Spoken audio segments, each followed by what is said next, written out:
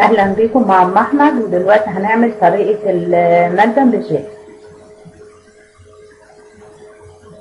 جبنا المكرونه وهنحط الميه. دلوقتي هنحط كوبايتين ميه باردين،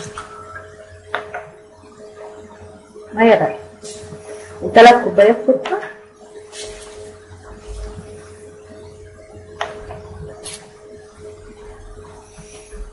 هندوبهم مع بعض،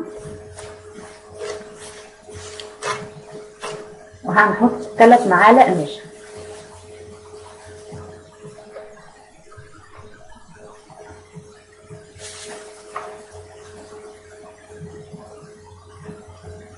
هندوب النشا مع السكر كويس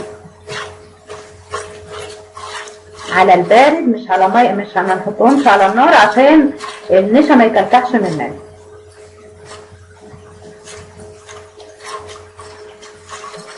نكونوا محضرين جنبنا كوبايتين برضو ميه سخنه.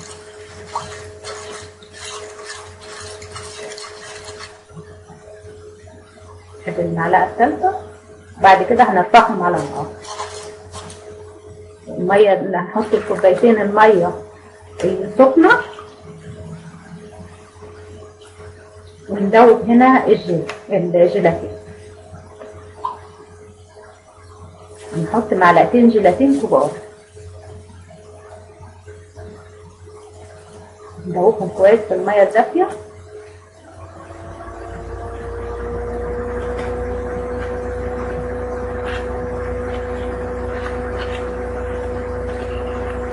وبعدين نحط الجيلي. ده اللون الاحمر، احنا هنعمل لونين النهارده، اللون الاحمر واللون الاصفر. ده جيل الفراوله والتاني جيل المشمش. نفس المقادير اللي هنعملها هنا هنعملها هنا. هندوبهم كويس في الاول مع بعض كده،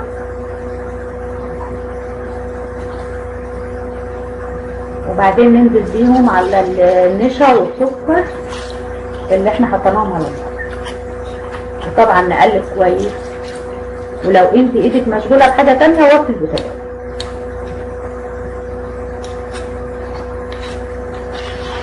نقلب كويس عشان النشا ما يكلكعش مننا.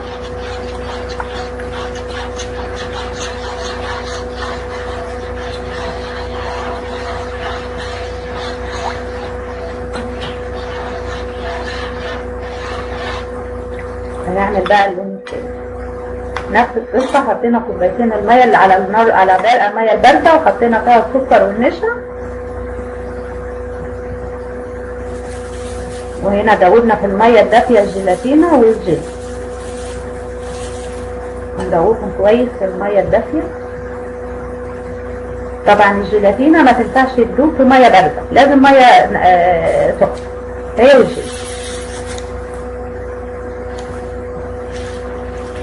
اما النشا لازم ميه بارده.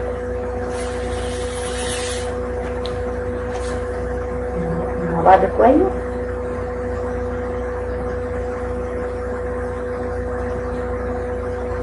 ننزل بيهم على نفس المقدار الاولاني، كوبايتين ميه مع 3 كوبايات سكر مع 3 معالق نشا.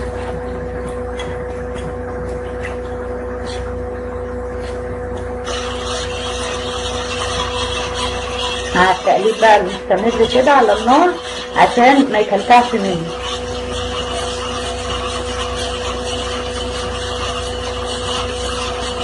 نسويه كويس. هنا بقى وانا بقلب اعلي النار زي ما انا عايزه، مادام ايدي في الحاجه. نحط شويه فانيليا صغيرين مش كتير، عشان خاطر ايه ريحه الجيلي ان شاء الله حلو.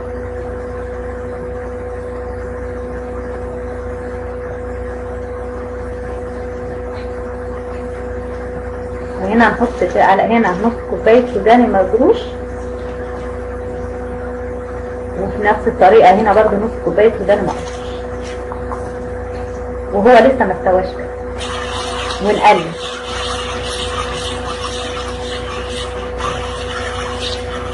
نقلب هنا ونقلب هنا برضو.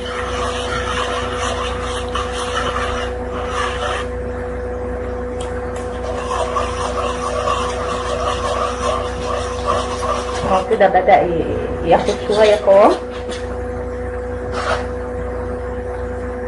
بصي بدأ ياخد القوام بتاعه اهو.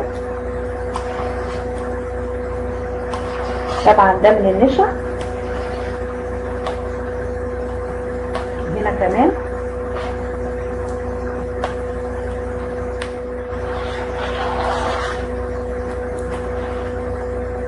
ونجيب الصواني بتاعتنا وندهنها بالزيت من كل الجناب بتاعتها من حوافي، وندهنها كويس بفرشه وما نخليش فيها زيت، يا دوب ندهنها علشان الملبن ما يلزقش. وبعد ما ندهنها بالزيت لازم نرشها بسكر ونشا، سكر بودر ونشا. ندهن الصواني كويس من جميع الحواف بتاعتها والزيت الزياده نفضيه في حاجه تانيه. ونرش هنا السكر بالنشا.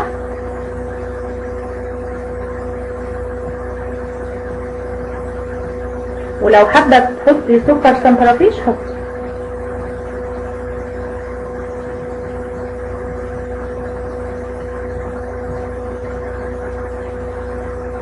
رشهم كويس السكر والنشا كده، مقلبين جايبين السكر والسكر البودره والنشا مقلبينهم مع بعض في الطبق جنبنا، ورشهم في الصينيه كويس، نفردهم كده في الصينيه ونحط معاهم شويه ايه بشر جوز الهند على الوش كده.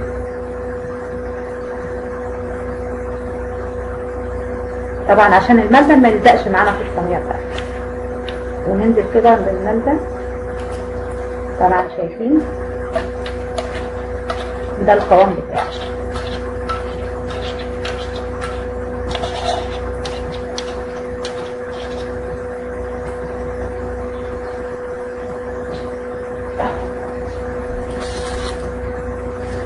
نفس الطريقة نحط برضو اللون التاني برضو نفرده.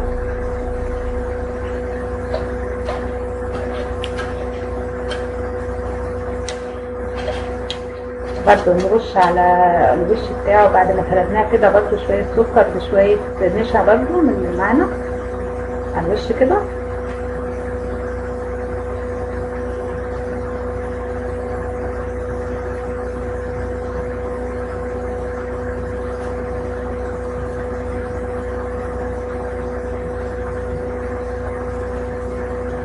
نسيبه يهدى شوية وندخله الثلاجة من 4 ساعات ل5 ساعات لحد ما يجمد معاك.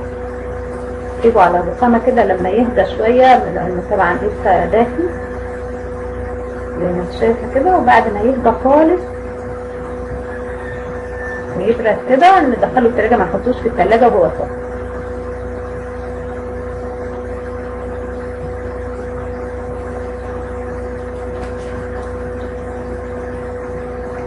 طيب بعد ما استوى كده احنا بعد ما برد احنا قطعناه طلعناه من الثلاجه وبنقطع فيها اهو. هتقطعيه حتت صغيره حسب الرغبه بتاعتك. طبعا ده اللون جامد ازاي معاكي.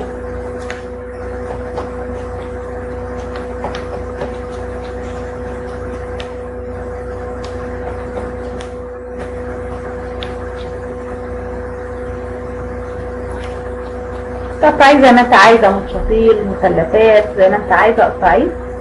شوفي اهوت جميل وبقى جميل. ونحطه بعد ما نقطعه نحطه برده السكر والنشا.